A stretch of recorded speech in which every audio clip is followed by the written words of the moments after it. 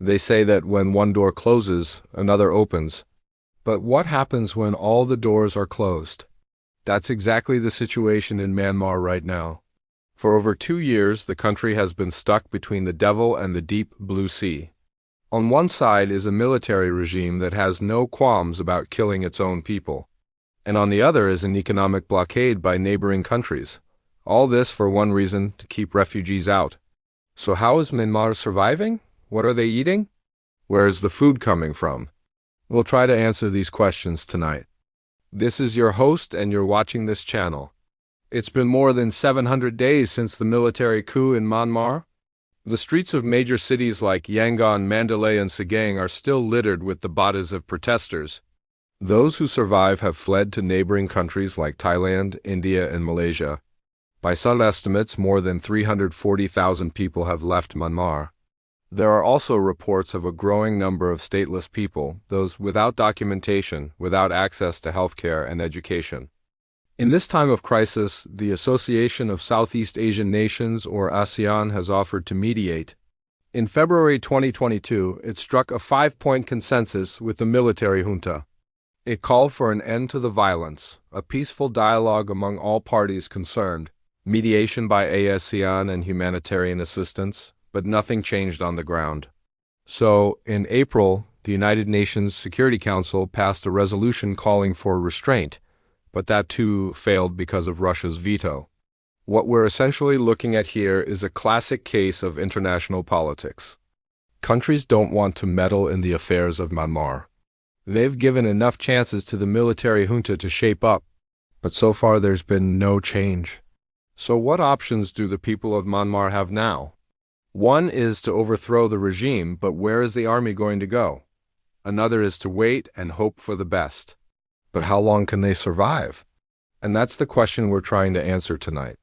We're starting tonight's show from Bangkok. From here, let me show you the headlines. The New York Times says Myanmar junta tightens grip on power while the economy crumbles. Then we have this report, Myanmar military government doubles down on crackdown despite economic pain. And finally, the BBC has published this article, Myanmar economic crisis deepens as neighbors tighten restrictions. All three reports talk about the same thing, the economic crisis in Myanmar. Let's start with the first one. Since the coup in February 2021, the military regime has tightened its grip on banks, businesses, and now even groceries. Earlier this month, shops in Yangon were told to display QR codes outside their stores. These codes contained information about the shop's sales, profits, and taxes. The junta is basically keeping tabs on everything, and why not? The military regime has designs on every sector. It owns 26 commercial banks, 45% stake in the largest microfinance lender, more than 20% in the biggest insurer, and almost 50% in the largest domestic airlines. The point is, if the generals leave, who will run the country? They've got a tight grip on everything. And this is not going to change overnight. Let's come back to those QR codes. People have protested against them. Shopkeepers say they were never consulted. They never agreed to such surveillance. The military regime does not care. On September 21st, it issued a new directive. All shops, restaurants, and other business establishments have to display the codes. Violators will be fined. After this order, several shops shut down. They went on strike and refused to accept the QR codes. The junta responded with violence. Policemen were deployed outside supermarkets.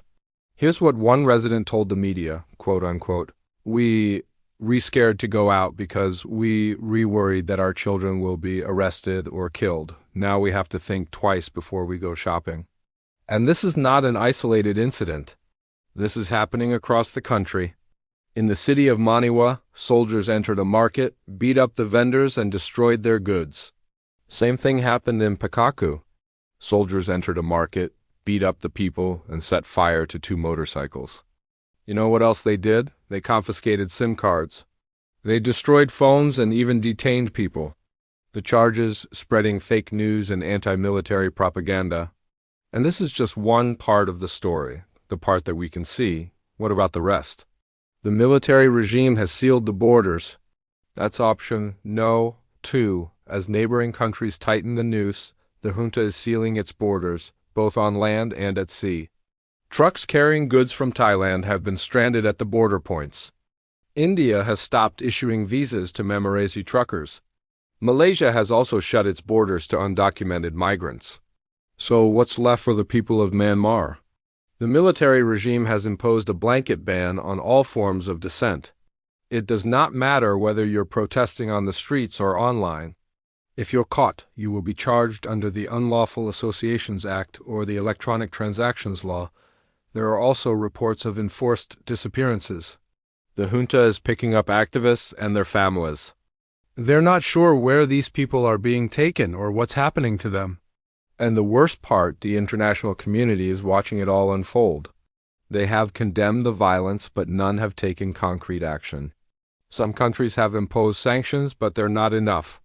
The junta is only getting bolder, and here's proof. Last week, it opened fire at 2 boats off the coast of Pathing. More than 100 Rohingya were on board. The junta claims one boat was carrying illegal immigrants. In fact, let me tell you this. More than 1,300 Rohingya have been killed by the junta since the coup. The question is how many more have to die before the world takes action? Let's move to option no, 3 now. Is the ASEAN up to the task? Remember the 5-point consensus that we told you about earlier? Well, it's been 2 years since the coup and none of those points have been implemented. ASEAN has tried to play mediator, but the junta is not interested. It has rejected the appointment of a special envoy. Plus, the military regime is non-committal about a ceasefire. So much for the ASEAN's grand plan. Some countries have taken a more practical approach. Indonesia, for instance, has invited the junta leader to pay an official visit to Jakarta, but that's hardly going to help. Indonesia has excellent ties with the junta. In May this year, the defense ministers of Indonesia, Malaysia, and the Philippines met with Senior General Min Aung Hlaing. Guess where it happened? In Myanmar, and it's not a hidden secret. The junta proudly publicized the meeting.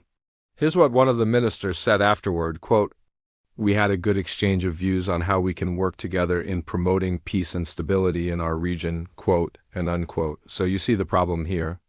Any engagement with the junta is essentially legitimizing it. It may buy some time, but it is not going to solve the problem. And what's the solution here? Only one country knows the answer, China. It is the biggest trading partner of Myanmar. It also shares a border with the country. So far, China has defended the junta at the United Nations. It has blocked resolutions against the military regime. China has also supplied arms to Myanmar worth more than $1 billion. Last year, it pledged an additional $500 million. Beijing is essentially propping up the junta, and it could put an end to this charade. It could call for fresh elections, maybe lift the veil of diplomatic immunity and hold the generals accountable for their actions. But China is not doing any of that. Instead, it's looking the other way as its ally commits human rights abuses. And why is that? Because the interests of the Chinese Communist Party are aligned with the junta. Both are authoritarian regimes. Both came to power through the barrel of a gun. So it's no surprise that China supports the military regime in Myanmar. What's surprising, though, is the silence of other countries. The United States has slapped sanctions, but what are they doing to stop the trade? India, too, has condemned the violence, but it has not boycotted the junta. The Association of Southeast Asian Nations is watching helplessly. The African Union has made some noises, but there's no organized global response. So the people of Myanmar are paying the price. They're suffering silently. Their tragedy is not on the front page today, but that does not make it any less tragic.